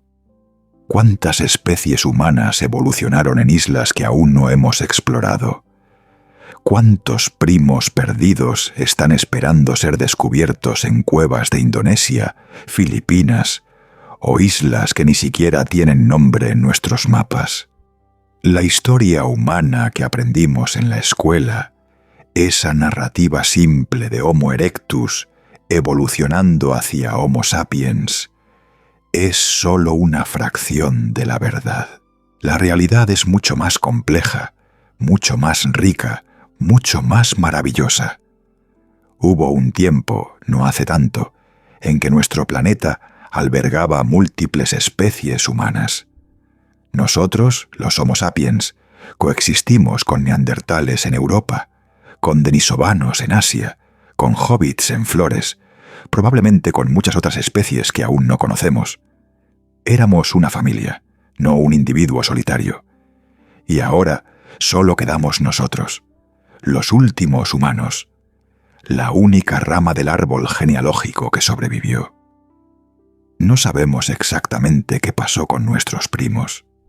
No sabemos si los exterminamos, si simplemente los superamos en competencia por recursos, si se mezclaron con nosotros hasta desaparecer como especies separadas. Probablemente fue una combinación de todas estas cosas, variando de lugar en lugar, de época en época.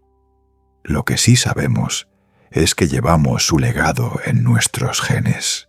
Los humanos modernos de ascendencia europea y asiática tienen entre 1 y 4% de ADN neandertal. Algunas poblaciones del sudeste asiático tienen ADN denisovano. Somos híbridos, mezclas de múltiples linajes que alguna vez caminaron por caminos separados. En cierto sentido, nuestros primos no están completamente extintos. Viven en nosotros, en fragmentos genéticos que aún influyen en cómo procesamos ciertos alimentos, cómo respondemos a ciertas enfermedades, quizás incluso en aspectos de nuestra psicología que aún no comprendemos.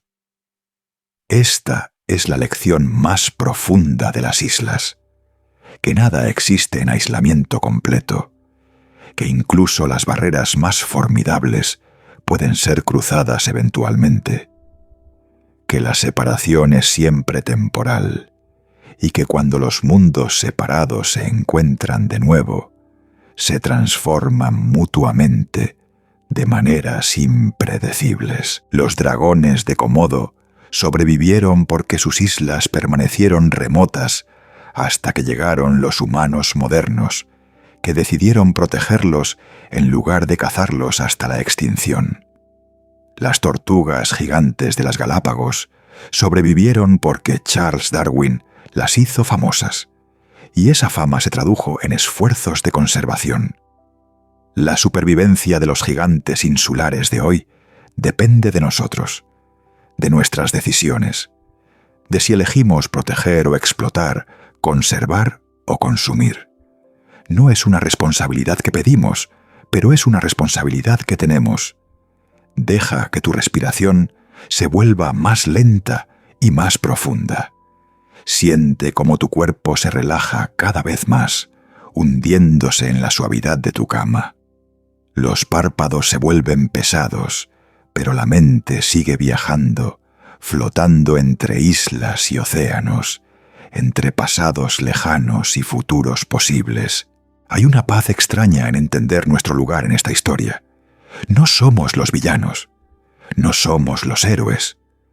Somos simplemente una especie más, navegando por un mundo que no creamos y que no controlamos completamente.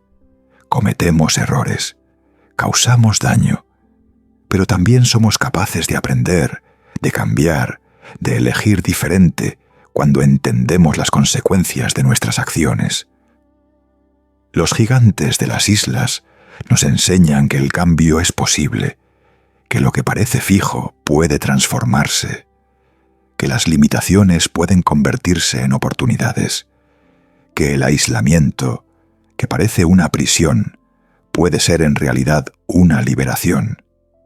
Y mientras el sueño comienza a acercarse, mientras las palabras empiezan a mezclarse con las primeras imágenes de los sueños, quiero que lleves contigo esta idea, que guardes en algún rincón de tu mente dormida la imagen de esas islas distantes donde la vida sigue experimentando, donde los gigantes aún caminan, donde el futuro todavía está por escribirse, porque mañana será otro día, y cada día trae consigo la posibilidad de nuevas decisiones, nuevos caminos, nuevas formas de ser.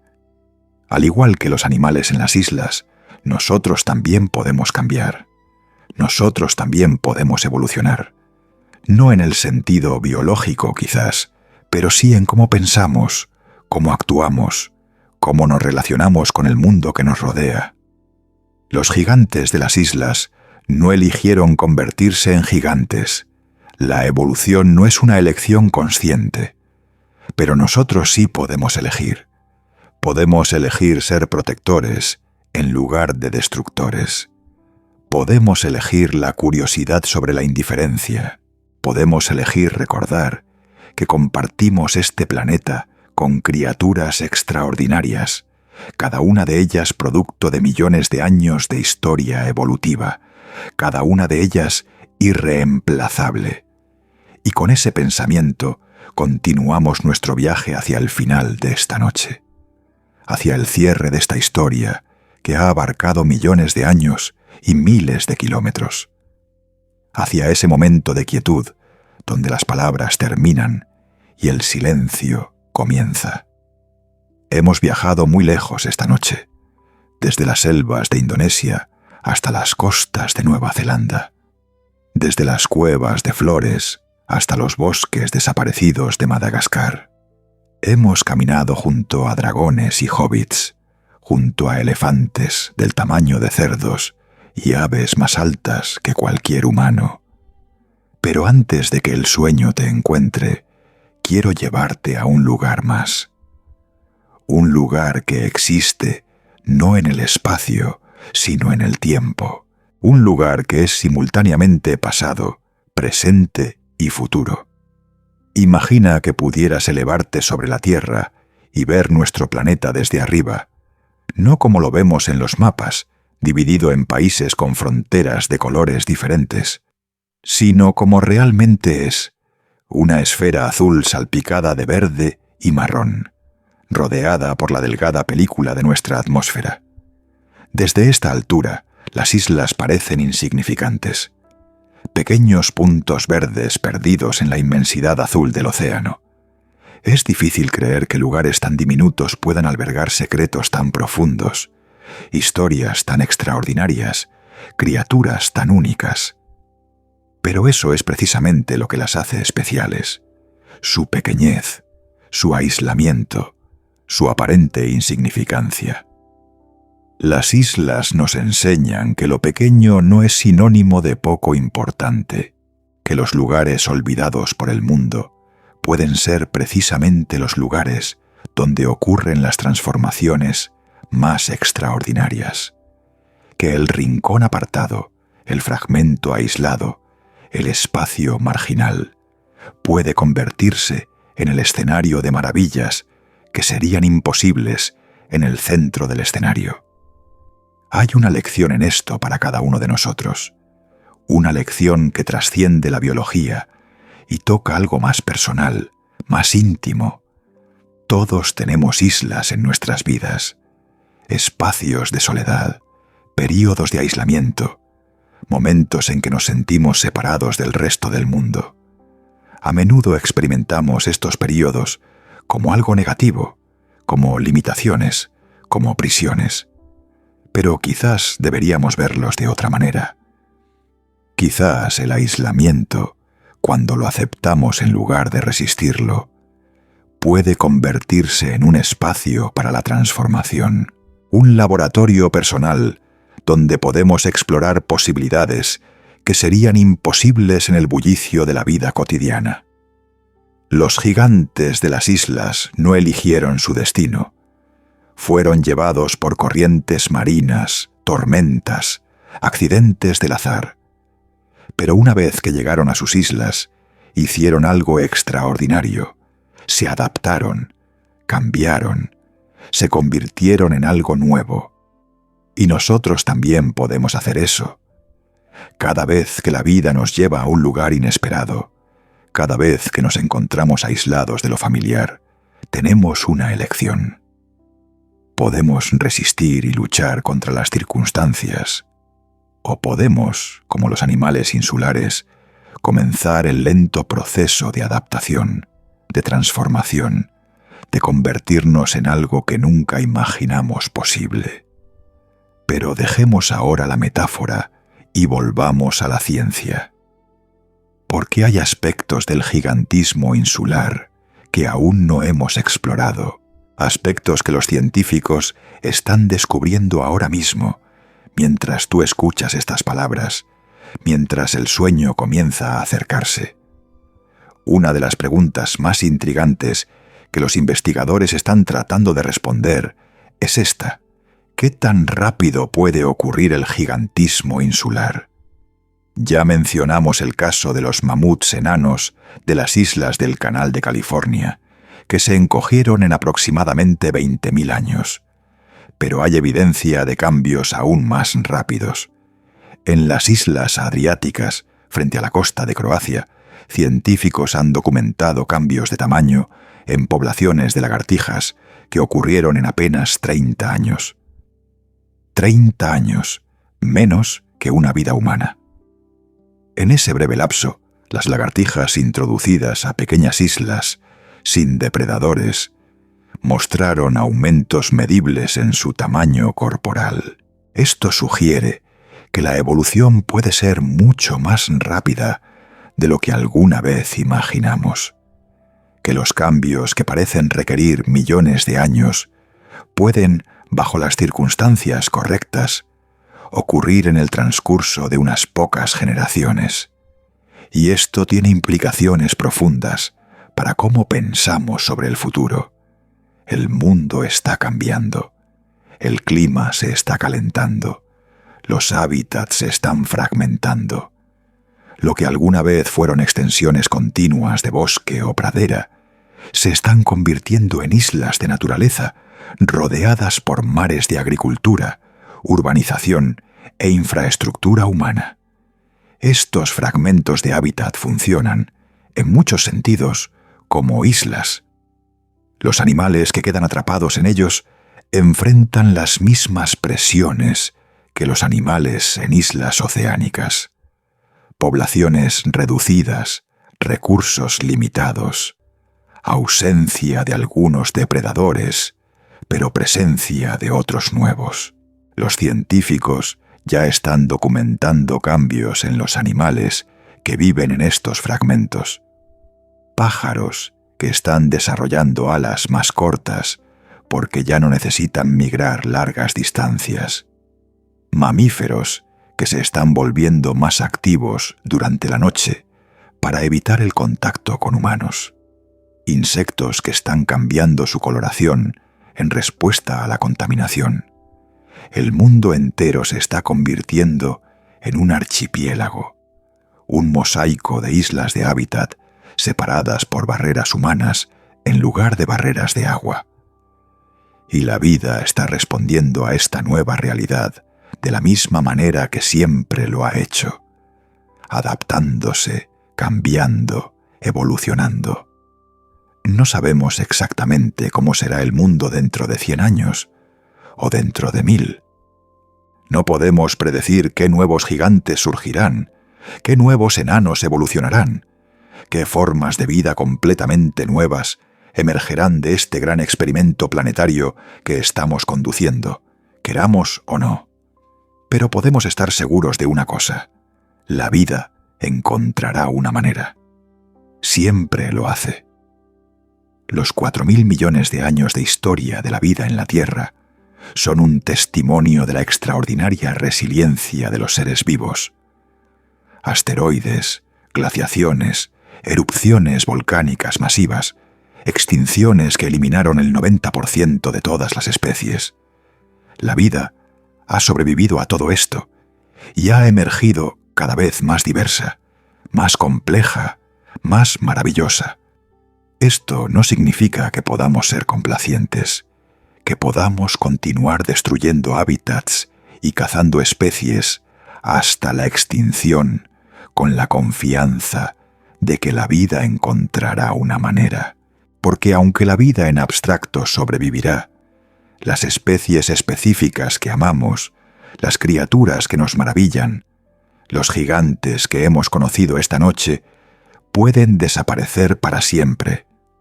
La extinción es irreversible. Cuando el último dodo murió, el dodo dejó de existir para siempre.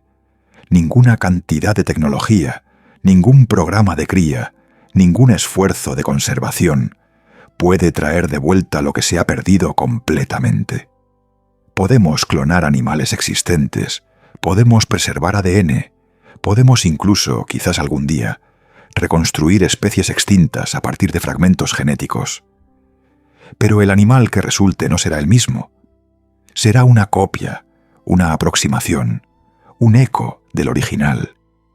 Hay algo profundamente triste en esto, pero también hay algo liberador, porque nos recuerda que el presente es precioso, que las criaturas que existen ahora, en este momento, son insustituibles, que tenemos una responsabilidad que no podemos delegar al futuro.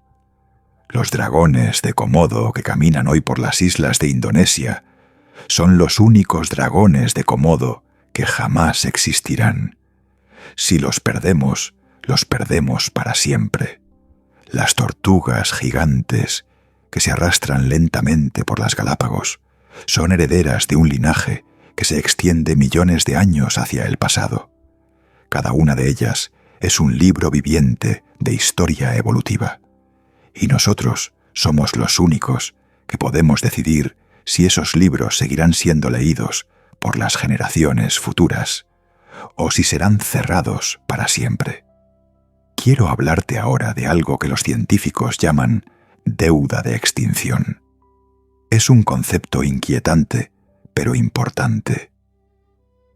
Cuando destruimos un hábitat, cuando fragmentamos un ecosistema, cuando introducimos especies invasoras en una isla, no todas las consecuencias son inmediatas. Algunas especies desaparecen rápidamente, pero otras persisten durante generaciones, décadas, incluso siglos, antes de finalmente extinguirse. Estas son especies que ya están condenadas, pero que aún no lo saben. Especies cuyas poblaciones se han reducido tanto que ya no son viables a largo plazo. especies que han perdido la diversidad genética necesaria para adaptarse a futuros cambios, especies que, aunque todavía existen, son fantasmas ecológicos caminando hacia su inevitable desaparición. La deuda de extinción significa que el verdadero costo de nuestras acciones pasadas aún no se ha pagado completamente. Las extinciones que veremos en las próximas décadas son, en muchos casos, consecuencias de daños que causamos hace 100 o 200 años. Y los daños que estamos causando ahora producirán extinciones que no veremos en nuestras vidas, pero que nuestros nietos y bisnietos tendrán que presenciar. Es una perspectiva sobria, pero no quiero que te duermas esta noche con un peso de tristeza en el corazón, porque junto con la deuda de extinción existe algo que podríamos llamar el crédito de conservación. Cada especie que salvamos hoy, cada hábitat que protegemos, cada isla que liberamos de especies invasoras, genera beneficios que se extienden hacia el futuro.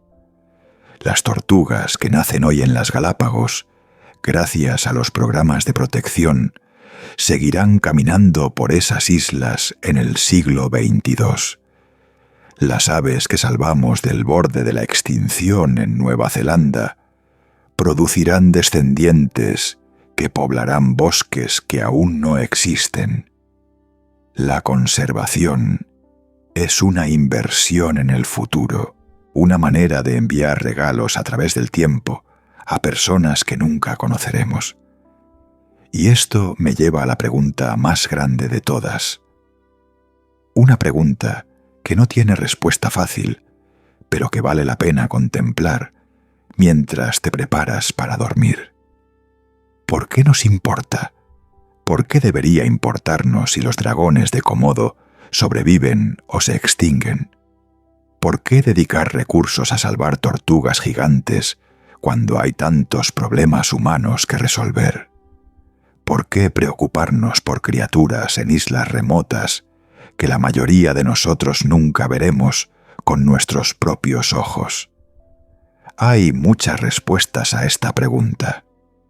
Los economistas hablan del valor de los ecosistemas, de los servicios que la naturaleza proporciona gratuitamente. Los científicos hablan del potencial de descubrimientos médicos, de genes únicos que podrían curar enfermedades. Los ecólogos hablan de la interconexión de toda la vida, de cómo la pérdida de una especie puede desencadenar cascadas de consecuencias inesperadas. Todas estas respuestas son válidas, pero creo que hay algo más fundamental, algo que va más allá de la utilidad, más allá de los cálculos económicos, más allá incluso de la ciencia. Nos importa porque somos seres que buscan significado, seres que miran al mundo y se preguntan ¿por qué existe? ¿Cómo funciona? ¿Qué lugar ocupamos en él? Y cuando contemplamos a un dragón de Komodo caminando lentamente por una playa tropical, o a una tortuga gigante pastando bajo el sol de las Galápagos, sentimos algo que es difícil de poner en palabras. Una conexión, un asombro, una sensación de que estamos presenciando algo que trasciende nuestra pequeña existencia individual. Los gigantes de las islas nos recuerdan que el mundo es más grande, más antiguo, más misterioso de lo que podemos comprender. Nos sacan de la estrechez de nuestras preocupaciones cotidianas y nos conectan con algo vasto y profundo. Nos hacen sentir, aunque sea por un momento, que formamos parte de algo extraordinario. Y eso, creo yo, tiene un valor incalculable. Ahora, mientras la noche avanza y el sueño se acerca, quiero llevarte de regreso al lugar donde comenzamos, a esa imagen de una pequeña embarcación navegando por un océano infinito, acercándose a una isla misteriosa en el horizonte. Imagina que esa embarcación eres tú. Tu cama es el barco. La oscuridad de tu habitación es el océano nocturno. Y la isla hacia la que navegas es el territorio de los sueños, ese lugar extraño y maravilloso donde la mente explora posibilidades que la vigilia no permite. En tus sueños, quizás camines junto a criaturas que ya no existen. Quizás veas moas caminando por bosques primigenios. Quizás te encuentres cara a cara con un dodo, mirándote con esa curiosidad inocente que fue su bendición y su condena. Quizás te encojas hasta el tamaño de un hobbit y explores cuevas donde el tiempo fluye diferente. Los sueños son islas también, fragmentos de conciencia separados por el océano del sueño profundo. Y en esas islas, la mente hace lo que la vida hace en las islas físicas: experimenta, transforma, crea combinaciones imposibles. Pero volvamos, una última vez, a los gigantes reales, a las criaturas de carne y hueso que caminan por islas de roca y tierra. Porque hay algo más que quiero que sepas antes de que te duermas. En este momento, mientras escuchas estas palabras, hay dragones de Komodo acostados en la oscuridad de sus madrigueras, respirando lentamente, esperando el calor del sol de mañana. Hay tortugas gigantes durmiendo bajo las estrellas de las Galápagos, sus antiguos caparazones brillando tenuemente con la luz de la luna. Hay huetas gigantes escondidos en los bosques de Nueva Zelanda, sus antenas temblando ligeramente mientras sueñan lo que sea que sueñen los insectos. La vida continúa. Mientras tú duermes, mientras yo narro esta historia, mientras el planeta gira lentamente en su órbita alrededor del Sol, los gigantes de las islas siguen existiendo, siguen respirando, siguen siendo parte de este extraño y hermoso experimento que llamamos vida. Y mañana, cuando despiertes, seguirán ahí. Quizás no los veas, quizás nunca los veas con tus propios ojos, pero saber que existen, saber que en algún rincón remoto del planeta hay criaturas extraordinarias viviendo sus vidas extraordinarias, eso es suficiente. Eso añade algo al mundo, una dimensión de asombro, de posibilidad, de maravilla. Los antiguos creían que en los bordes de sus mapas vivían monstruos. Escribían: aquí hay dragones, en los espacios vacíos, en los lugares desconocidos. Para ellos, los monstruos representaban el miedo a lo desconocido, el terror de lo que podría acechar más allá de los límites del mundo familiar. Pero nosotros sabemos algo que los antiguos no sabían. Sabemos que los dragones son reales, que viven en islas de Indonesia, que cazan ciervos y búfalos, que pueden oler la sangre a kilómetros de distancia. Y lejos de aterrorizarnos, este conocimiento nos llena de asombro, porque los dragones reales son más fascinantes, más complejos, más dignos de nuestra atención que cualquier monstruo imaginario. El mundo real supera a la fantasía. La naturaleza es más creativa, más audaz, más sorprendente que cualquier cosa que la imaginación humana haya inventado. Y las islas son los lugares donde esta creatividad se manifiesta con mayor intensidad. Así que mientras te duermes esta noche, mientras tu mente deriva lentamente hacia el territorio de los sueños, lleva contigo esta certeza.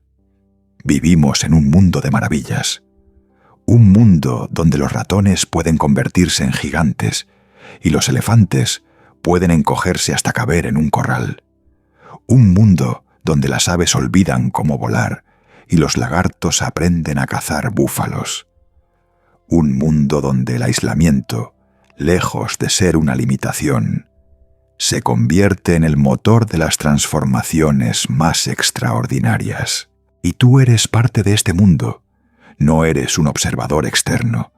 Eres un participante. Tus acciones, por pequeñas que parezcan, tienen consecuencias que se extienden hacia el futuro. Las decisiones que tomas cada día, desde lo que compras hasta cómo votas, desde cómo educas a tus hijos hasta cómo tratas a los animales que encuentras, todas estas decisiones se suman, se acumulan, forman corrientes que eventualmente se convierten en ríos, y ríos que desembocan en océanos de cambio. No tienes que salvar al mundo solo, nadie puede hacer eso, pero puedes contribuir, puedes ser una fuerza pequeña pero constante en la dirección correcta. Puedes elegir cada día ser parte de la solución en lugar de parte del problema.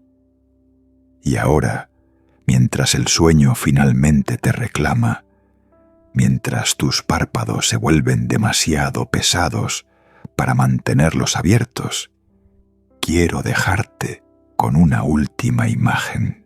Imagina una isla en medio del océano. Es de noche. Las estrellas brillan sobre un cielo sin contaminación lumínica, más estrellas de las que jamás has visto, tantas que el cielo parece más luz que oscuridad. El sonido de las olas rompiendo suavemente contra la costa llega hasta donde estás, un ritmo constante, tranquilizador, antiguo. Y en algún lugar de esa isla un gigante duerme. Quizás es un dragón, acurrucado en su madriguera. Quizás es una tortuga, su cabeza recogida bajo su caparazón. Quizás es una criatura que aún no hemos descubierto, esperando en la oscuridad a que algún explorador futuro la encuentre y la nombre. Ese gigante ha dormido en esa isla durante millones de años. Generación tras generación, sus ancestros han cerrado los ojos bajo esas mismas estrellas. Han escuchado el mismo sonido de las olas. Han sentido el mismo aire húmedo y salado. Y generación tras generación han despertado para vivir otro día, para cazar y comer y reproducirse, y continuar el eterno ciclo de la vida. Tú también eres parte de ese ciclo. Tú también cierras los ojos cada noche bajo las estrellas, aunque las luces de la ciudad te impidan verlas. Tú también escuchas ritmos antiguos en tu sangre, herencias de ancestros que vivieron cuando el mundo era joven. Tú también formas parte de esta extraordinaria aventura que llamamos vida. Y mañana, cuando despiertes, el mundo seguirá ahí. Los gigantes seguirán en sus islas, el sol seguirá saliendo. La vida seguirá encontrando maneras de sorprendernos, de maravillarnos, de recordarnos que nunca, jamás, terminaremos de descubrir todos los secretos que este planeta tiene que ofrecer. Así que cierra los ojos ahora. Deja que el sueño te envuelva como el mar envuelve a las islas. Deja que tus pensamientos se vuelvan lentos y suaves, como las olas que lamen una playa tropical. Y mientras duermes, recuerda que formas parte de algo más grande que tú mismo. Algo antiguo y vasto y hermoso. Los gigantes de las islas te desean buenas noches. Desde sus mundos aislados, desde sus fragmentos de tierra rodeados de mar, te envían un mensaje silencioso. Todo está bien. La vida continúa. El misterio permanece. Duerme bien. Sueña con dragones. Y mañana, cuando despiertes, mira el mundo con ojos nuevos. Porque está lleno de maravillas que esperan ser descubiertas. Buenas noches.